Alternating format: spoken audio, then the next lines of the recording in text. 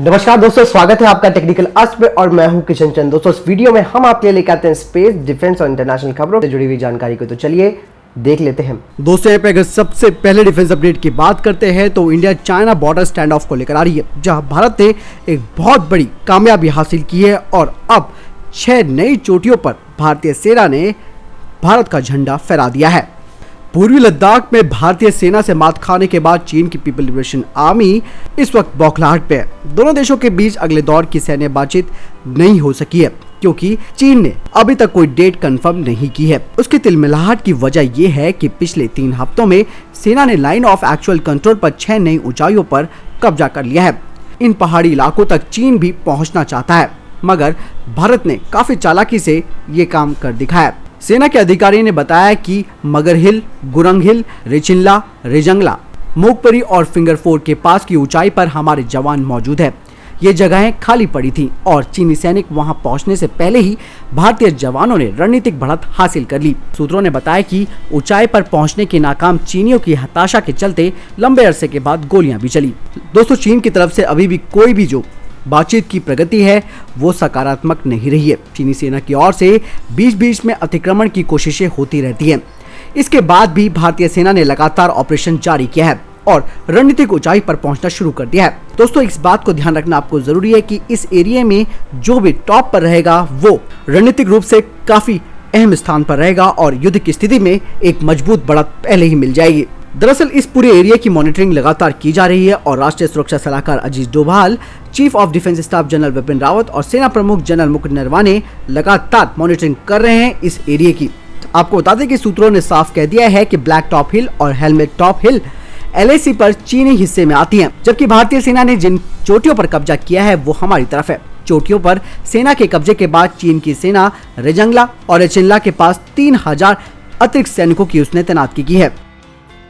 अगली खबर जम्मू कश्मीर को लेकर आ रही है, जहां अंतर्राष्ट्रीय घुसपैठ करने की कोशिश नाकाम हो गई। BSF ने अंतर्राष्ट्रीय सीमा पर पाकिस्तान की तरफ से घुसपैठ करने की एक कोशिश को नाकाम कर दिया है।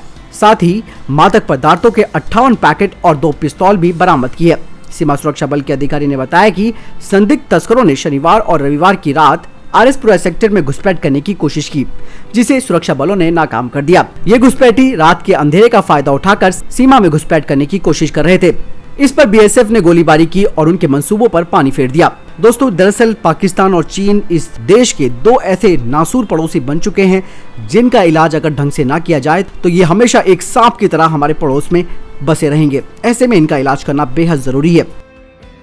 अगली खबर की बात करते हैं तो सुखोई 30 MKI को लेकर आ रही है, जिससे जल्द ही नए BVRAM मिसाइलों का परीक्षण किया जाएगा। 24 सितंबर से लेकर 1 अक्टूबर 2020 तक बंगाल की खाड़ी में नोटिस टू एयरमैन यानी कि नोटम को जारी कर दिया गया है और जहां पर एक एक्सपेरिमेंटल फ्लाइट व्हीकल का टेस्ट किया जाएगा। सूत्रों के अनुसार बताया जा रहा है कि 2 सुखोई 30 MKI टारगेट ड्रोन के खिलाफ नई अधिकृत लंबी दूरी की BVRAM परीक्षणों को अंजाम देंगे।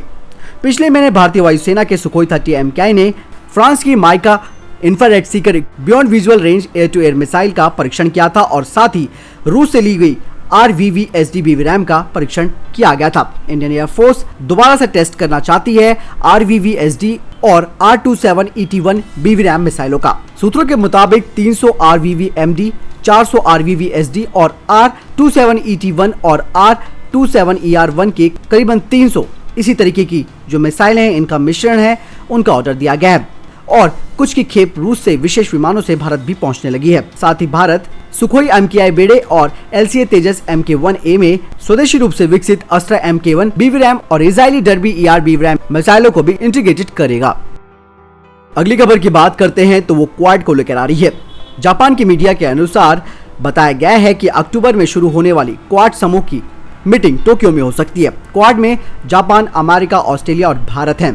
दरअसल 2017 में चीन के विरोध के रूप में और चीन को सबक सिखाने के लिए क्वाड की संरचना की गई थी। जापान टाइम्स के अनुसार अमेरिका, भारत और ऑस्ट्रेलिया के प्रधानमंत्रियों की शिंजो आबे के पद छोड़ने के बाद जो नए प्रधानमंत्री बने हैं जापान के योशिहिदे सुगा के साथ बैठक हो सकती है। शिंजो आबे को ही क्वाड का मुख्य संस्थापक माना जाता है क्योंकि उन्होंने देख लिया था कि भारत प्रशांत क्षेत्र में चीन का प्रभाव बढ़ता जा रहा है। अगली खबर की बात करते हैं तो वो कोस्ट गार्ड को लेकर आ रही है। कर्नाटक के मंगलूर में देश की पहली कोस्ट गार्ड एकेडमी बनाई जाएगी। रक्षा प्रवक्ता पीआरओ ने शनिवार को इस बात की जानकारी ट्वीट करके भी शेयर की है।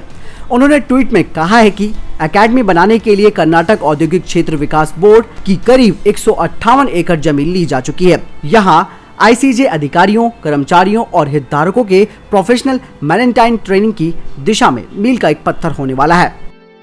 अगली खबर बांग्लादेश और भारत को लेकर आ रही है। सीमा सुरक्षा बल यानी कि बीएसएफ के महानिदेशक राकेश अस्थाना ने कहा कि भारत बांग्लादेश अंतर्राष्ट्रीय सीमा पर अपराधियों को मारने की घटनाओं को बहुत हद तक कम किया जाएगा। उन्होंने कहा कि बीएसएफ की ओर से गोली तभी चलती है जब सीमा पार से आए अवांछित तत्व जवानों की जान के लिए खतरा बन जाते हैं। राकेश अस्थाना ने ढाका में बॉर्डर गार्ड बांग्लादेश के अधिकारियों के साथ एक द्विपक्षीय वार्ता में ये बात कही है। बैठक के दौरान बॉर्डर गार्ड बांग्लादेश के अध्यक्ष मेजर जनरल शफीनुल इस्लाम भी मौजूद थे। बीएसएफ के प्रमुख ने कहा कि सीमा पर अपराधियों को पकड़ते या मारते समय उनकी नागरिकता नहीं देखी जाती। उन्होंने साफ कहा कि बीएसएफ कर्मी गैर घातक हथियारों से आत्मरक्षा में तभी गोली चलाते हैं जब उन्हें चाकू जैसे हथियार के लिए बदमाशों के द्वारा घेर लिया जाता है और जवानों की जान खतरे में पड़ जाती है। डीजी बीएसएफ ने आश्वासन दिया है कि सीमा पर मौत की घटनाओं को निकट भविष्य में बहुत कम किया जाएगा। दोनों पक्षों के बीच महानिदेशक स्तर की ये 50वीं बैठक थी। अगली बार जो वार्ता होगी वो भारत में होगी। अगली खबर की बात करते हैं तो इंडिया चाइना टेंशन को ही लेकर आ रही है। भारत चीन के साथ किसी भी तरीके की सुरक्षा में ढील नहीं करना चाह रहा है और यही वजह है कि सर्दियों के मौसम में लद्दाख में भारत की तैनाती बरकरार रहेगी। भारतीय सेना वहां की दुर्गम परिस्थितियों के हिसाब से रहने के पूरे इंतजाम कर चुकी है। इसके लिए खच्चरों से लेकर बड़े विमान तक सेना ने वहां तक मौजूद हजारों सैनिकों को रसद पहुंचाने के लिए अपने पूरे लॉजिस्टिक तंत्र को सक्रिय कर दिया है। सेना के अधिकारी ने बताया कि जिस तरह की तैयारियां की जा रही है वो देश के इतिहास में अब तक की सबसे बड़ी तैयारी है। बीते कुछ महीनों में जो सैन्य लॉजिस्टिक अभियान चला है वो देश के इतिहास में इस तरीके में सबसे बड़े अभियानों में से एक है। इसके जरिए भारी मात्रा में गोला बारूद, उपकरण, ईंधन, सर्दियों के लिए रसद और खाने पीने का सामान लद्दाख में पहुंचा दिया गया है और सामान पहुंचाने के लिए रणनीति के तहत काम भी किया जा रहा है। भारत ने 4 महीने पहले ही शुरू कर दी थी तैयारी, जब ऐसा लगा कि चीन लगातार तनाव को बढ़ाता जा रहा है और पीछे नहीं हट रहा है, तो भारत ने अपनी सेना की मौजूदगी के साथ साथ अपने लॉजिस्टिक तंत्र को भी काफी मजबूत कर दिया। अगली अपडेट की बात करते हैं तो वो थाईलैंड के क्राक कैनाल प्रोजेक्ट को लेकर आ रहा है। हिंद महासागर में चीन के पांव जमाने की तैयारियों को तगड़ा झटका लगा है। सामरिक रूप से महत्वपूर्ण थाईलैंड के क्राक कैनाल प्रोजेक्ट को बनाने की रेस में अब भारत भी शामिल हो गया है। 135 किलोमीटर लंबी ये नहर थाईलैंड की खाड़ी को अंडमान सागर से जोड़ेगी। इससे हिंद महासागर और साउथ चाइना सी के बीच की दूरी कम हो जाएगी। पहले इस बात का कयास लगाया जा रहा था कि ये प्रोजेक्ट चीन को मिल गया है, लेकिन थाई सरकार ने इन अटकलों पर विराम लगा दिया। थाईलैंड के एक संसदीय पैनल ने कहा कि कई राष्ट्रों ने दक्षिणी थाईलैंड में क्राक कैनाल के निर्माण में रुचि दिखाई है।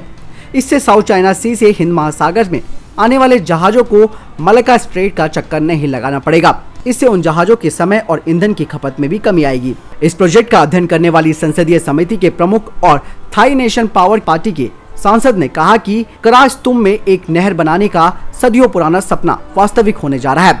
चीन, भारत, ऑस्ट्रेलिया और अमेरिका जैसे देश इस परियोजना पर थाईलैंड का समर्थन करने में इच्छुक हैं। इस कैनाल प्रोजेक्ट में भारत, अमेरिका और ऑस्ट्रेलिया जैसे चीन के विरोधी देशों के एंट्री से मामला एकदम पलट गया है। पहले ये बताया जा रहा था कि हिंद महासागर में अपना दबदबा कायम करने के लिए चीन हर हाल में इस प्रोजेक्ट को पूरा करेगा।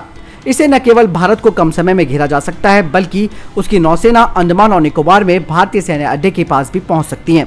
दरअसल ये प्रोजेक्ट क्यों महत्वपूर्ण है ये जानना भी जरूरी है। ये कैनाल प्रोजेक्ट जिस देश को भी मिलेगा वो व्यापारिक और सामरिक रूप से इसका इस्तेमाल भी कर सकेगा। इससे उसके देश की अर्थव्यवस्था ही नहीं बल्कि हिंद महासागर और साउथ चाइना सी में उसका दबदबा भी कायम हो जाएगा।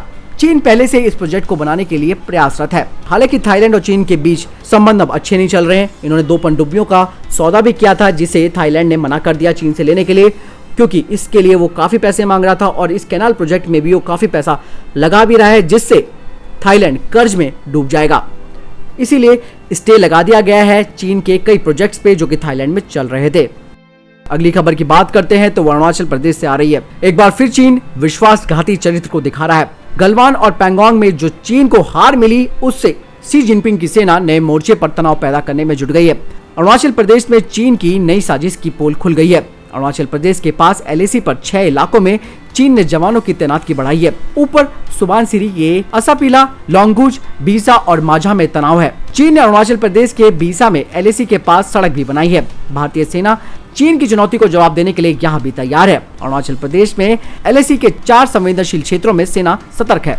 दोस्तों, यदि आपका वीडियो संबंधित कोई प्रश्न या आपका जवाब है, जरूर हमें कमेंट बॉक्स में लिख के बताएं। इसके अलावा वीडियो को लाइक और डिसलाइक करना ना भूलें। साथ ही दोस्तों, इस चैनल को सब्सक्राइब करना भी ना भूलें। धन्यवाद दोस्तों, अपना कीमती वक्त हमें देने के लिए।